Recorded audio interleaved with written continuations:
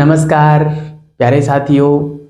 साक्षात्कार सीरीज की यह पहली क्लास है और इस पहली क्लास में हम इतिहास का बेसिक परिचय करेंगे। ठीक है, क्योंकि इतिहास का परिचय बेहद आवश्यक है और मैं यदि पूरा बैच ले रहा हूँ तो मेरी यह नैतिक जिम्मेदारी भी बनती है कि मैं इतिहास का बेसिक परिचय तो आपको ज़रूर करवाऊँ। वैसे तो आप यदि साक्षात्कार देने जा रहे हैं तो सीधी सी बात है कि आपको बेसिक परिचय तो होगा, लेकिन मैं फिर भी यहाँ पे एक क्लास ज़रूर लेना चाहूँगा क्योंकि ये मेरी एक जिम्मेदारी बन जाती है। और मैं यह दावा भी करता हूँ, यदि आपने ये मेरी क्लास ली तो आपका समय व्यर्थ नहीं होगा। आपको चाहे कितना ही नॉलेज क्यों न हो इतिहास के अर्थ और परिभाषा को लेकर, लेकिन फिर भी आपकी एक बेसिक अंडरस्टैंडिंग और मजबूत होगी इस क्लास को देखने के बाद। ठीक है, तो इस क्लास में मैं 3-4 डायमेंशंस को छूते हुए आगे बढ़ूंगा, तो उनको मैं यहाँ पे लिखना चाहूँगा बोर्ड पे। जैसे देखो, इतिहास हम आज पढ़ेंगे, ये शुरुआत कर रहे हैं इतिहास के परिचय की। तो इसमें मैं सबसे पहले इतिहास शब्द का जो है परिचय ही आपको करवाना चाहूँगा। परिचय में अर्थ बताऊँगा कि इतिहास शब्द का क्या अर्थ है। दूसरा मैं देखूंगा कि इसकी जो उत्पत्ति हुई वो कैसे हुई, है ना, उत्पत्ति हम देखेंगे। और तीसरे नंबर पे हम इसकी परिभाषा देख लेंगे, है ना, इसकी एक परिभाषा देख लेंगे। नंबर 2 इस क्लास का जो दूसरा पॉइंट होगा वो ये होगा कि इतिहास की प्रकृति के बारे में हम बात करेंगे कि इतिहास की प्रकृति कैसी होती है। ठीक है, इतिहास की प्रकृति हम जानेंगे। ठीक है, इतिहास की प्रकृति यानी कि इतिहास क्या है, इसका ये पॉइंट ऐसे बन सकता था कि इतिहास क्या है। इतिहास कला है या इतिहास विज्ञान है या इतिहास एक कहानी है, क्या है इतिहास, है ना। ये बड़ा महत्वपूर्ण बिंदु है और इसके ऊपर पूरी एक क्लास होगी। ठीक है, एक क्लास अपनी इसी पे हो जाएगी, एक क्लास इस पे हो जाएगी। उसके बाद मैं एक पॉइंट ये भी लेना चाहूँगा इसमें कि क्या इतिहास गड़े हुए मुर्दे उखाड़ना है। क्योंकि अक्सर आपने देखा होगा बहुत से लोग ऐसे कहते हैं कि इतिहास में तो सिर्फ गड़े हुए मुर्दे उखाड़े जाते हैं, इससे ज़्यादा कुछ नहीं है। ठीक है, तो क्या होता है गड़े हुए मुर्दे उखाड़ने का अर्थ, और इसके जो एकदम 360 डिग्री अध्ययन हम करेंगे। बड़ा ही महत्वपूर्ण ये टॉपिक है और साक्षात्कारों में अक्सर इस प्रकार का सवाल पूछा जाता है, चाहे वो साक्षात्कार यूपीएससी का हो या स्टेट पीसीएस का हो या असिस्टेंट प्रोफेसर का हो। ठीक है, किसी भी स्टेट का असिस्टेंट प्रोफेसर हो या सब्जेक्ट वाला यानी कि इतिहास विषय से संबंधित कोई भी साक्षात्कार आपका हो, आपसे इस प्रकार का सवाल जरूर पूछा जा सकता है कि क्या इतिहास गड़े हुए मुर्दे उखाड़ना है, तो आपका क्या जवाब होगा। ठीक है, तो इसको मैं यहाँ पे लिख देता हूँ, क्या इतिहास गड़े हुए मुर्दे उखाड़ना है। ठीक है, क्या इतिहास गड़े हुए मुर्दे उखाड़ना है। ये हम 3 डायमेंशंस इस क्लास में छुएंगे। इसके अलावा एक छोटा सा पॉइंट मैं इसी के साथ में ही आपको बता दूंगा कि जो स्रोत होते हैं वो स्रोतों के बारे में भी मैं आपको बताना चाहूँगा कि स्रोत कितने प्रकार के होते हैं। वैसे तो आपको सबको पता होगा, लेकिन फिर भी मैं स्रोतों के बारे में थोड़ा सा आपको बताना चाहूँगा, जिसमें मैं साथ में ही इतिहास में तिथियों का क्या महत्व होता है वो बात भी मैं आपके समक्ष रख दूंगा। ठीक है, तो चलिए बिना समय लगाए मैं आता हूँ इतिहास के अर्थ पे। ठीक है, तो देखिए, इतिहास शब्द जो है ना उसको हम यदि शाब्दिक अर्थ उसका निकालना चाहें तो भारतीय दर्शन में और संस्कृत भाषा में इतिहास शब्द 3 शब्दों से मिलकर बना है। ठीक है, मैं यहाँ पे थोड़ा सा लिखकर समझाने का प्रयास करूंगा। ये लिखकर समझाने का मामला है, यहाँ पे लिखने का मामला नहीं है। ठीक है, तो मैं थोड़ा सा बोर्ड का इस्तेमाल करूंगा। आप ऐसा ना सोचे कि हम कोई बच्चे थोड़ी ना है कि जो आप बोर्ड पर समझा रहे हैं। ठीक है, मैं बस थोड़ा सा अर्थ और उत्पत्ति को बोर्ड पे बताने का प्रयास करूंगा, अर्थ ही खासकर। ठीक है, तो देखो, अर्थ में मैं लिखना चाहूंगा इति है आस। इन 3 शब्दों से इतिहास शब्द बना है। ठीक है, किसके अनुसार है ये, यदि कोई पूछे किसके अनुसार है तो ये है हमारे भारतीय दर्शन के अनुसार। ठीक है, भारतीय दर्शन में यह माना गया है कि इतिहास इन 3 शब्दों से मिलकर बना है। ठीक है, अब इन 3 शब्दों का अर्थ क्या होता है वो मैं आपको बताऊं। तो इति का अर्थ जो होता है, इति का अर्थ होता है कि ऐसा ही। क्या होता है? ऐसा ही। ठीक है, और है का मतलब होता है कि निश्चित रूप से, है ना। है का मतलब क्या होता है? निश्चित रूप से। क्या होता है? निश्चित रूप से। ठीक है, निश्चित रूप से। और आज शब्द जो है, ये आज शब्द अतीत को बताता है ना, पास्ट को बताता है। आज शब्द का मतलब होता है था, या ये अतीत को दर्शाता है, अतीत को दर्शाता है ना। अतीत हम यहाँ कह सकते हैं था, है ना। तो अब इतिहास शब्द का जो अर्थ हुआ वो क्या हुआ भारतीय दर्शन के अनुसार, कि ऐसा ही निश्चित रूप से हुआ था या घटित हुआ था, है ना। यानी कि अतीत में ऐसा निश्चित रूप से हुआ था, यह इसका अर्थ निकलता है। ठीक है, तो ये है हमारे भारतीय दर्शन के अनुसार कि इतिहास शब्द का अर्थ निश्चित रूप से ऐसा ही हुआ था। ठीक है, भारतीय दर्शन के अनुसार हम क्या इसका एक बेसिक जो अर्थ निकाल सकते हैं वो हम ये निकाल सकते हैं कि अतीत में घटित हुई वह घटना, अतीत में घटित हुई वह घटना जिसे हम निश्चित रूप से या निश्चयात्मक रूप से उसको प्रमाणित कर सकें, वह घटना क्या कहलाती है? इतिहास कहलाती है ना। अब देखो, इसमें एक बड़ा ही महत्वपूर्ण शब्द आया है, निश्चित। ये निश्चित शब्द जो है ना, ये हमारे एक बहुत बड़े कंसेप्ट को यहाँ पे विकसित कर रहा है और हमारे उस कंसेप्ट को क्लियर भी कर रहा है। देखो, मैं आपको समझाना चाहूंगा वो कंसेप्ट कौन सा है। ये जो निश्चित शब्द है ना, वो हमको एक बड़े शानदार कंसेप्ट की ओर ले जा रहा है। निश्चित क्या कहना चाह रहा है? ये निश्चित शब्द यह कहना चाह रहा है कि कोई भी घटना यदि अतीत में घटित हुई है तो वो निश्चित है, ऐसा हम कब कह सकते हैं? इस पर विचार कीजिए आप। ठीक है, तो आपको यहां से एक बहुत बड़ा कंसेप्ट निकल के आएगा और अक्सर वो सवाल साक्षात्कार में पूछा जाता है। देखो, निश्चित जो शब्द है ना, वो ये प्रमाणित करना चाह रहा है कि जो घटना अतीत में घटित हुई है उसका हमारे पास प्रमाण है, प्रमाण। तभी हम कह सकते हैं कि वो घटना निश्चित रूप से हुई है। बिना प्रमाण के हम ये नहीं कह सकते कि निश्चित रूप से कोई घटना घटित हुई है ना। हम केवल अनुमान लगा सकते हैं। यदि हमारे पास प्रमाण नहीं है तो हम कहेंगे कि शायद ऐसा हुआ होगा, शायद ये, शायद वो, है ना, शायद जरूर लगाएंगे। और यदि उस घटना का प्रमाण हमारे पास है तो ही हम कह सकते हैं कि वो घटना निश्चित रूप से घटित हुई है। ठीक है, अब आपके जहन में एक सवाल आ रहा होगा या आप साक्षात्कार में कहेंगे कि सर, हम प्रमाण के आधार पर ही किसी भी घटना को कह सकते हैं कि वो निश्चित रूप से हुई है। ठीक है, तो अब सामने वाला आपसे सवाल करेगा कि प्रमाण क्या होते हैं, प्रमाण की परिभाषा क्या है। तो प्रमाण क्या होते हैं यह आपसे पूछा जा सकता है। ठीक है, तो प्रमाण को देखो मैं बताऊंगा आपको। सबसे पहले मैं आपको तथ्य बताना चाहूंगा। देखो, तथ्य क्या होता है कि जैसे कोई भी एक कथन कहा, किसी ने भी कहा या मैंने कह दिया। जैसे मान लो मैंने कह दिया कि आप मान लीजिए कि जैसे 17 मई 2024 को आरपीएससी ने इतिहास विषय के असिस्टेंट प्रोफेसर के लिए परीक्षा आयोजित की। ठीक है, ये एक क्या है? ये कथ्य है। कथ्य यानी कथन है। अब एक कथन ही तथ्य कहलाता है, पहली चीज। ठीक है, कथन ही तथ्य कहलाता है। अब इस तथ्य को हम विभिन्न स्रोतों के माध्यम से चेक करेंगे कि क्या वास्तव में यह कथन सही है या गलत है। ठीक है, तो हमने यह चेक किया कि वास्तव में 17 मई को आरपीएससी ने इतिहास विषय की असिस्टेंट प्रोफेसर के लिए परीक्षा ली थी। हमने आरपीएससी की वेबसाइट देखी, हमने पेपर देखे, हमने कुछ स्टूडेंटों के कॉल लेटर्स देखे, हमने उस दिन का न्यूज़पेपर खंगाला। तो तमाम स्रोत यह प्रमाण दे रहे थे कि वास्तव में आरपीएससी ने 17 मई 2024 को असिस्टेंट प्रोफेसर के लिए इतिहास विषय की परीक्षा ली थी। तो वह तथ्य स्रोतों के माध्यम से क्या पाया गया? सही पाया गया।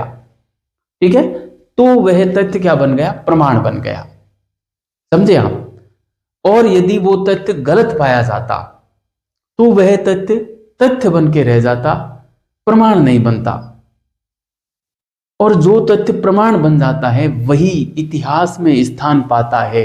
यह बात आपको ध्यान रखनी है। यही तो कंसेप्ट है कि जो तथ्य स्रोतों के माध्यम से सही पाया गया हो वही प्रमाण बनता है और प्रमाण ही इतिहास में स्थान पाता है, अन्यथा इतिहास में स्थान प्रत्येक तथ्य नहीं पाता। अब देखिए मैं इसको एक बार और आपको समझाना चाहूँ। मान लीजिए कोई भी ये कोई एक तथ्य है, ये मैं तथ्य ही लिख रहा हूँ, ये कोई क्या है, तथ्य है। अब इस तथ्य को हम विभिन्न स्रोतों के माध्यम से इसकी क्या करेंगे, सत्यता की जांच करेंगे, है ना। जैसे ये तथ्य मैंने यहाँ पे यही लिखा कि 17 मई को जो है आरपीएससी ने एग्जाम ली, ठीक है। अब इसको हम विभिन्न तथ्यों के माध्यम से, जैसे आरपीएससी की हमने वेबसाइट खंगाली, है ना, सॉरी आरपीएससी की हमने वेबसाइट खंगाली, हमने जो है न्यूज़पेपर खंगाले, ठीक है, और हमने कॉल लेटर्स देखे, है ना, स्टूडेंटों के कॉल लेटर देखे, और हमने जो है पेपर देख लिए हमने, है ना, पेपर देख लिए। तो इन स्रोतों के माध्यम से हमने देखा कि वास्तव में 17 मई को पेपर हुआ था। तो यह तथ्य क्या बन गया, यह तथ्य जो है अब प्रमाण, इन स्रोतों के माध्यम से प्रमाण बन गया। क्या बन गया, प्रमाण बन गया। और ये जो प्रमाण है, ये प्रमाण ही इतिहास में स्थान पाता है, यह प्रमाण ही इतिहास में स्थान पाता है। अन्यथा यदि ये सही प्रमाणित नहीं पाया जाता, अभी तो ये सही पाया गया है, तब जाके ये प्रमाणित हुआ है। यदि ये गलत पाया जाता तो ये इतिहास में स्थान नहीं पाता, ये तथ्य जो है तथ्य बनकर ही रह जाता। इसलिए हम कह सकते हैं कि इतिहास क्या है, कि वह जो घटना जो निश्चित रूप से हुई है, और निश्चित रूप से हुई है इसका मतलब हमारे पास ये प्रमाण है, यानी कि कोई भी तथ्य उसको हमने विभिन्न स्रोतों के माध्यम से उसकी जांच कर ली है और उसके बाद ही ये प्रमाण बना है, और तब ही हम कह सकते हैं कि कोई भी घटना निश्चित रूप से हुई है। अब देखो इसमें जो कंसेप्ट मैंने कहा ना कि एक बहुत बड़ा कंसेप्ट है, वो क्या कंसेप्ट है वो मैं आपको यहाँ पे बताना चाहूंगा। देखो ये क्या है, तथ्य तो है हमारा अतीत, ये तथ्य क्या है, ये तो है अतीत, है ना, ये तो है अतीत। और ये प्रमाण क्या है, अतीत विषयक वृतांत, ये है वृतांत। प्रमाण जो है ना ये वृतांत होता है, न कि अतीत। है तो अतीत ही, लेकिन वो वृतांत क्यों हुआ कि अतीत का हमने विभिन्न स्रोतों के माध्यम से जब हमने उसकी सत्यता जांच ली तो वो फिर हमने उसको लिखा, तभी वो वृतांत कहलाया, अन्यथा वो क्या था, अतीत था। तो यहाँ पे एक चीज निकल के आई, जो सिद्धांत निकल के आया वो ये निकल के आया। आपसे ये सवाल पूछा जाएगा परीक्षा में, एग्जामिनर के द्वारा यह पूछा जाएगा कि क्या स्वयं अतीत इतिहास है। तो आप अब जवाब दीजिए यहाँ पे, इसके आधार पे, क्या स्वयं अतीत इतिहास है, नो। फिर आपसे एक दूसरा सवाल पूछा जाएगा कि क्या अतीत विषयक वृतांत इतिहास है, तो हाँ, अतीत विषयक वृतांत जो है ना वही तो इतिहास है। अतीत का जो वृतांत हमने यहाँ पे किया वही इतिहास कहलाया, ठीक है। तो यहाँ पे समझना आप, देखो मैं यहाँ पे लिख दे रहा हूं, स्वयं अतीत इतिहास है क्या, क्या मैंने शुरू में लगा दिया, ठीक है। क्या स्वयं अतीत इतिहास है, एक प्रश्न। प्रश्न 2, क्या अतीत विषयक वृतांत, अतीत विषयक वृतांत, क्या अतीत विषयक वृतांत इतिहास है, बताइए, आप जवाब दीजिए। अब ये कंसेप्ट यहां से आप जवाब दीजिए उसको कि इसमें से कौन सी बात सही है। तो यहां से आपको सीधा स्पष्ट नजर आ रहा होगा कि अतीत विषयक वृतांत जो है ये बात गलत है ना। स्वयं अतीत इतिहास नहीं है। क्यों नहीं है, कि अतीत में घटित हुई घटना इतिहास में सम्मिलित नहीं होती। क्यों नहीं होती, क्योंकि उनकी विभिन्न स्रोतों के माध्यम से सही है या गलत है यह चीज चेक नहीं हो पाई है। क्योंकि अब आप कहोगे सर इतिहास में तो जो घटना घटित हो गई वो इतिहास में सम्मिलित होगी ना। अब इतिहासकार भले ही वहां तक नहीं पहुंच पाए, भाई घटना तो घटित हो गई, अब उसको बदला तो नहीं जा सकता, इतिहास में तो वो स्थान पाएगी। लेकिन ऐसा नहीं है। क्यों नहीं है, क्योंकि E.H. कार साहब ने स्पष्ट कहा है कि तथ्य जो है ना वो स्वयं नहीं बोलते, इतिहासकार उन्हें बुलवाता है। और जैसे कोई भी घटना घटित हुई उसके विभिन्न सारे स्रोत होते हैं, लेकिन प्रत्येक स्रोतों के पास इतिहासकार पहुंच भी नहीं पाता, क्योंकि इतिहासकार की भी कुछ अपनी सीमाएं होती हैं, कुछ अपनी जो है मर्यादाएं होती हैं, ठीक है। मर्यादा तो खैर क्या ही है, लेकिन सीमा होती है। क्योंकि जैसे मान लो अभी हमारे मान लो देश का जो प्रधानमंत्री नरेंद्र मोदी जी हैं, उनके ऊपर कितनी सारी किताबें लिखी जा रही है, हजारों किताबें लिखी जा रही हैं, लेकिन हमें यदि उनका इतिहास लिखना है तो हम कितनी किताबों तक जा सकते हैं? हमारी पहुंच कितनी किताबों तक हो सकती है? 1, 2, 3, 5, 10, 15, प्रत्येक किताब तक तो हम नहीं पहुंच सकते हैं ना। तो जो किताबें लिखी गई वो तो लिखी की लिखी रह गई ना, उनको तो कौन पढ़ पाएगा, उनका हम कहीं रेफरेंस दे ही नहीं सकते। ऐसे ही इतिहास में बहुत सी ऐसी घटनाएं हैं जहां तक इतिहासकार पहुंच ही नहीं पाता, और वो घटनाएं केवल तथ्य बनकर रह जाती हैं, वो इतिहास में स्थान नहीं पाती। इसलिए कहा जाता है कि इतिहास क्या है? अतीत विषयक वृतांत है, न कि स्वयं अतीत। ठीक है तो अतीत ही, लेकिन उस अतीत को एक प्रोसेस से होकर गुजरना पड़ता है, तब जाके वो इतिहास में स्थान पाता है। रहता तो वो अतीत ही है। कई जगह इस प्रकार से सही मान लिया जाता है कि अतीत इतिहास है, मान लिया जाता है, और ये आंशिक रूप से सही भी है ना। जैसे मान लो आप तैयारी कर रहे हो अभी असिस्टेंट प्रोफेसर की, अब आप लोगों में से ही कोई बंदा असिस्टेंट प्रोफेसर बनेगा, ये तय बात है। लेकिन आप अभी तो नहीं कह सकते ना कि हम असिस्टेंट प्रोफेसर हैं। कब कहेंगे? जब हम उस प्रोसेस से गुजर जाएंगे। बस वही सिस्टम यहाँ पे है। ये तथ्य बनेगा तो यही इतिहास, लेकिन कब? जब ये इस प्रोसेस से गुजर जाएगा। बस अब आप समझ गए होंगे कि स्वयं इतिहास स्वयं अतीत इतिहास क्यों नहीं है, और अतीत विषयक वृतांत इतिहास है क्यों। ये बात आपको यहाँ से समझ में आ गई होगी। ठीक है, तो यह बात सही है, यह बात गलत है। ठीक है, आप बढ़िया तरीके से समझ गए होंगे इतिहास के अर्थ को लेकर। ठीक है, और यह हमारे भारतीय दर्शन के अनुसार था कि इति है आस का अर्थ क्या होता है? ऐसा ही निश्चित रूप से हुआ है, और निश्चित रूप से हुआ है इसका मतलब क्या है कि हमारे पास किसी भी तथ्य को हमने विभिन्न स्रोतों के माध्यम से प्रमाणित किया है, और उस तथ्य के निश्चयात्मक होने के प्रमाण हमारे पास मौजूद हैं, इसीलिए हम उस घटना को सत्य कह रहे हैं, सही कह रहे हैं। ठीक है, तो ही वो घटना इतिहास में स्थान पाती है। तो ये था अर्थ हमारा यहाँ पे हुआ। ठीक है, अब अर्थ के विषय में वैसे जो है अन्य कई भी और भी निकलते हैं। जो हमारे पारसी जो धर्म है उसमें माना गया है कि जो सत्य और असत्य की जो गाथा है, उसमें से जो सत्य की विजय की कहानी है वही इतिहास है। झूठ की विजय की नहीं, सत्य की विजय की जो कहानी है वो इतिहास है। ऐसा जो है पारसी धर्म में माना गया है। ठीक है, और जो हमारे अरबी भाई हैं, अरबी विद्वान जो लोग थे अरबी, उन्होंने माना था कि इतिहास जो है वो योद्धाओं और राजाओं के लिए होता है, कविता मनुष्यों के लिए होती है, और गणित दुकानदारों के लिए होती है। ऐसा वो लोग मानते थे प्राचीन काल में, लेकिन वास्तव में ऐसा बिल्कुल भी नहीं है। इतिहास क्या है?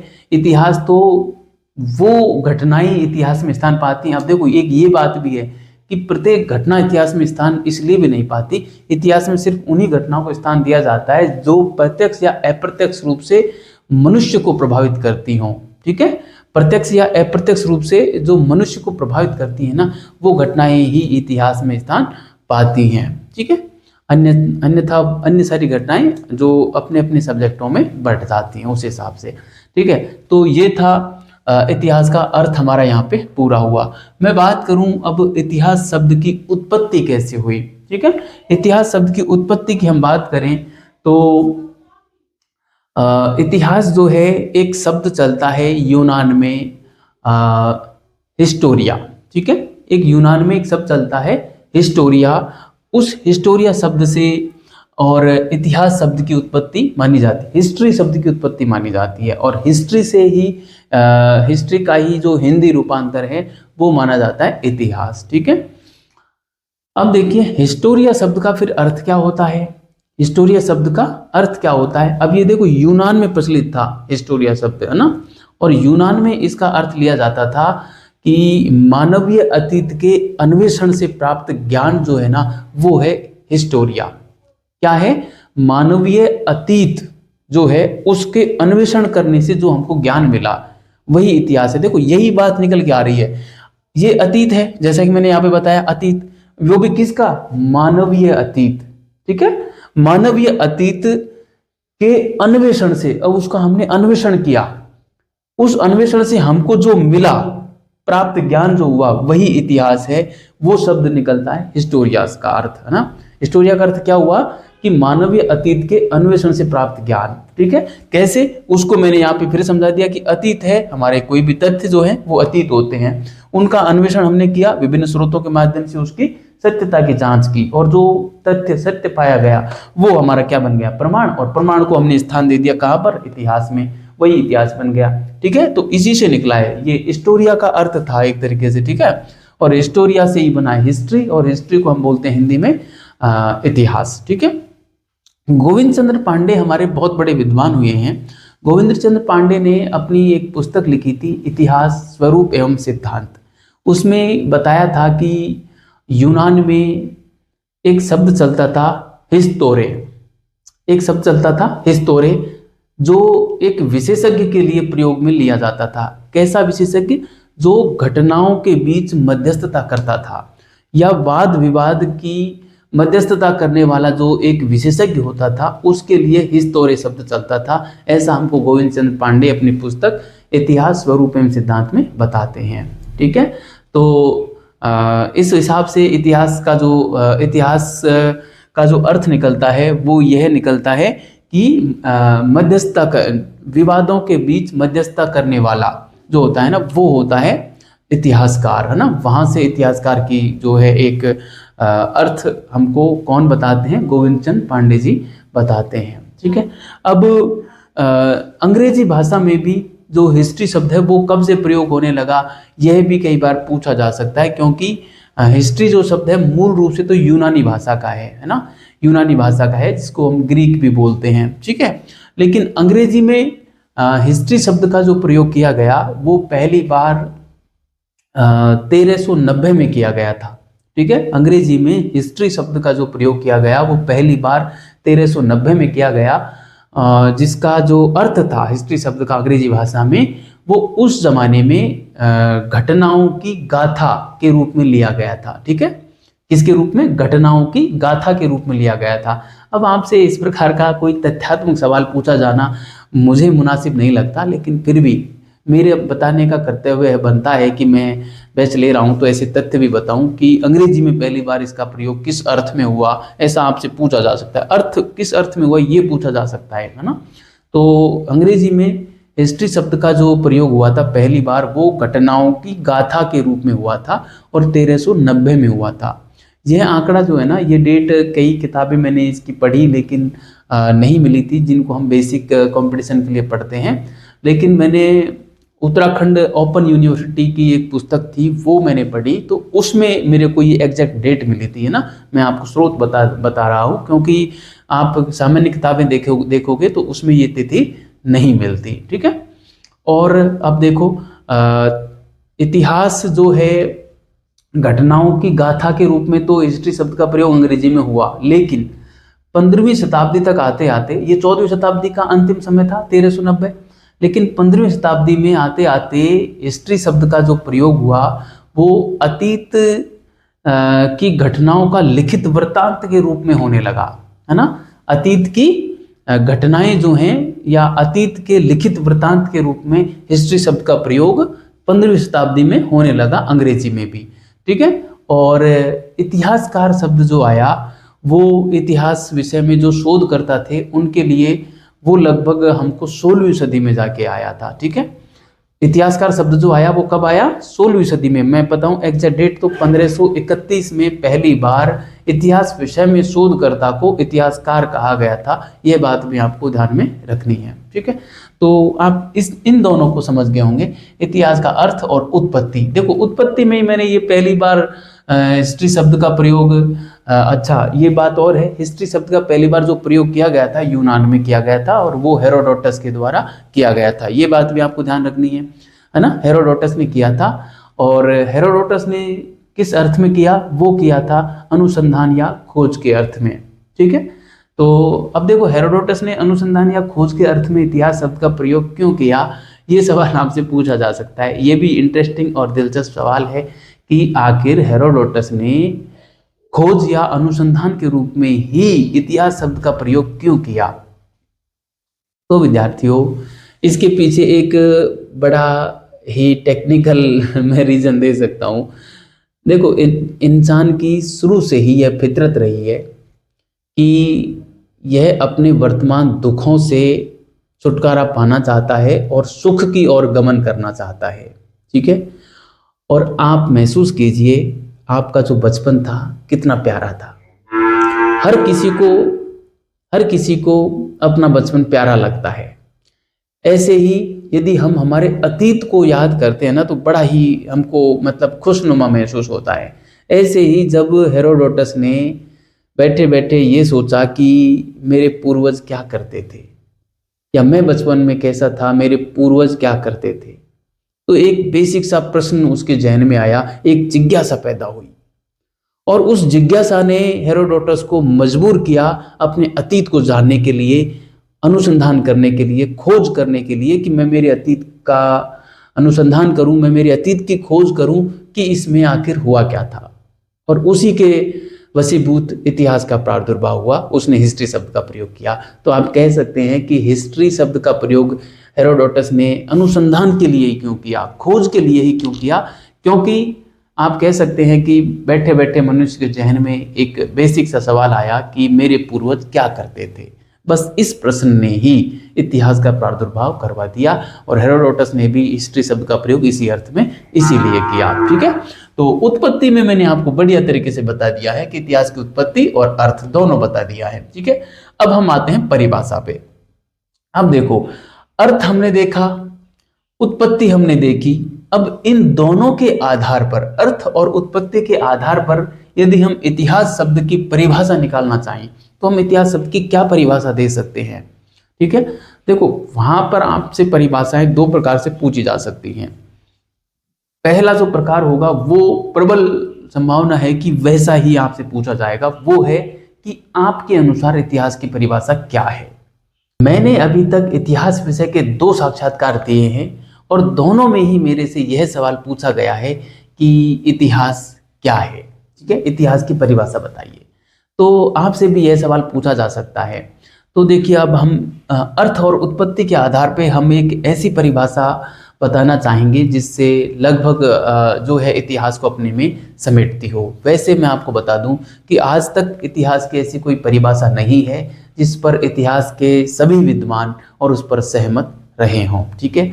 तो हम एक अपना एक पॉइंट ऑफ व्यू रख देते हैं, वो परिभाषा आप बताएंगे तो मुझे लगता है कि जो एग्जामिनर होगा वो आपसे सेटिस्फाई हो पाएगा। ठीक है। तो देखो, अर्थ और उत्पत्ति के आधार पे हम कह सकते हैं कि वे घटनाएं जिनको हम निश्चित रूप से प्रमाणित कर सकें और मानव को प्रत्यक्ष या अप्रत्यक्ष रूप से वो प्रभावित करती हों। ठीक है। तो ऐसी घटनाएं क्या कहलाती हैं, वो इतिहास कहलाती हैं।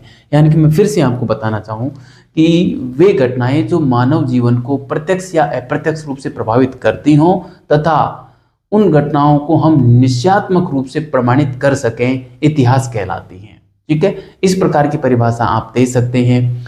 और इसके अलावा आपसे और भी यदि पूछना चाहें तो आप फिर अपने स्तर पे देना कि इतिहास क्या है। इस प्रकार से सवाल आपसे पूछा जा सकता है। ठीक है। तो आप अपने स्तर पे देना फिर उसको, क्योंकि आप क्या सोचते हैं वो आप जानो। ठीक है। जैसे मैं जो सोचता हूँ वो मैंने आपके सामने रखा, और इन दोनों के हिसाब से मैंने एक बेसिक परिभाषा आपके समक्ष रखी कि मानव अतीत से संबंधित वो सारी घटनाएं जो मानव को प्रत्यक्ष या अप्रत्यक्ष रूप से प्रभावित करती हों और उन घटनाओं को हम निश्चित रूप से प्रमाणित कर सकें या हमने उनको प्रमाणित कर लिया है, वही इतिहास कहलाती हैं। बाकी स्वयं अतीत जो होता है ना, वो इतिहास नहीं होता है। यह बात मैंने आपको बढ़िया तरीके से यहाँ पे समझा दी है। ठीक है। और दूसरी प्रकृति का जो प्रश्न आपसे किया जा सकता है वो यह किया जा सकता है कि किसी भी एक इतिहासकार के अनुसार आप कोई परिभाषा बताइए। जैसे वो नाम देंगे स्पेशली कि एचकार की बताइए, या आप कॉलिंगवुड की बताइए, या आप क्रोचे की बताइए, रेनियर की बताइए, या फिर आपसे एक सवाल इस प्रकार से भी किया जा सकता है कि आप किस विद्वान की परिभाषा को सबसे प्रमाणित परिभाषा मानते हैं कि जो इतिहास को अपने में अधिकांशतः समेटती हो। इस प्रकार से सवाल आपसे किया जा सकता है और मुझे लगता है इतिहास के अर्थ और परिभाषा से लेकर प्रत्येक विद्यार्थी से, प्रत्येक परीक्षार्थी से एक न एक सवाल पूछा ही जाता है। ठीक है, तो क्योंकि मैंने आज तक 2 साक्षात्कार दिए हैं और दोनों में ही मेरे से इस प्रकार का सवाल पूछा गया है।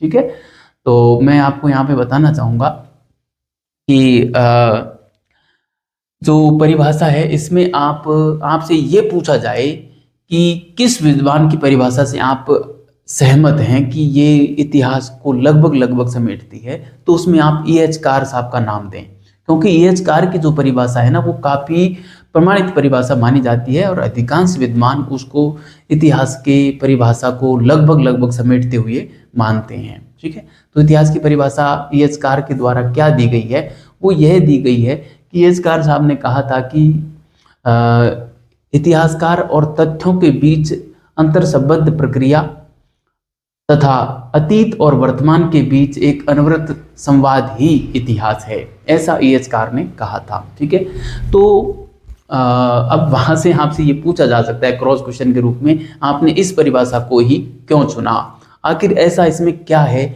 जो आपने इसको सबसे प्रमाणित माना या अन्य विद्वान इसको प्रमाणित मानते हैं। तो देखिए, इसमें वास्तव में गजब की बात कही गई है। इसमें क्या कहा गया है कि इतिहास क्या है, इतिहासकार और तथ्यों के बीच एक अंतर संबद्ध प्रक्रिया है। अब एक सवाल यहाँ ये भी किया जा सकता है कि तथ्य और इतिहासकार के बीच अंतर संबद्ध प्रक्रिया क्यों कहा इसको। तो देखिए, मैंने जैसा कि आपको यहाँ पे बताया कि इतिहास क्या है, तथ्य जो प्रमाण हो जाते हैं वो इतिहास बनते हैं। अब चूंकि E.H. कार साहब खुद ने ये कहा है कि तथ्य स्वयं नहीं बोलते, इतिहासकार उन्हें बुलवाता है, मतलब तथ्यों को इतिहास में स्थान देने का काम कौन करता है, इतिहासकार करता है। और E.H. कार साहब ने यह भी कहा है कि बिना तथ्य के इतिहासकार निरर्थक है, कुछ नहीं कर सकता, क्योंकि बिना तथ्य के हम कुछ लिख नहीं सकते। इतिहास का मूल मंत्र ही यही है कि नामूलम लिखते किंचित, अर्थात बिना मूल के कुछ नहीं लिखा जाना चाहिए, यानी कि बिना तथ्य के हम कुछ लिख ही नहीं सकते। और तथ्य स्वयं इतिहास में स्थान पा नहीं सकते क्योंकि तथ्य स्वयं नहीं बोलते। तो कहने का मतलब इतिहासकार के बिना तथ्य और तथ्य के बिना इतिहासकार दोनों ही निरर्थक हैं। इसलिए E.H. कार साहब ने इतिहास को तथ्य और इतिहासकार दोनों के बीच की अंतर संबद्ध प्रक्रिया कहा है। पहला प्रश्न तो ये यहाँ पे क्लियर हो गया होगा आपका। प्रश्न 2 यहाँ पे ये भी किया जा सकता है कि इसको अतीत और वर्तमान के बीच अनवरत परिसंवाद क्यों कहा। ठीक है, तो अब चूंकि इतिहास किन का बनता है, जो घटनाएं अतीत में घटित हो चुकी हैं इन्हीं का बनता है ना, इन्हीं में से ही कुछ घटनाएं इतिहास में स्थान पाती हैं। लेकिन पाती कौन सी हैं, जो अतीत में घटित हो चुकी हैं। और अतीत क्या है, अतीत क्या है, अतीत का और वर्तमान के साथ क्या संबंध है, तो अतीत का जो पूर्णत्व है वही वर्तमान है ना, अतीत का पूर्णत्व ही वर्तमान है। इसलिए हम इसको जो है एक अनवरत संवाद कहते हैं, क्योंकि अतीत का पूर्णत्व वर्तमान है, तो इसके बीच में जो विभाजन रेखा है ना वो हम नहीं कर सकते। जैसा मैंने अभी मान लो ये क्लास स्टार्ट की, तो जो शब्द मैं पहले बोल चुका वो तो अतीत हो गए, और अभी बोल ही रहा हूं ये मेरा वर्तमान है।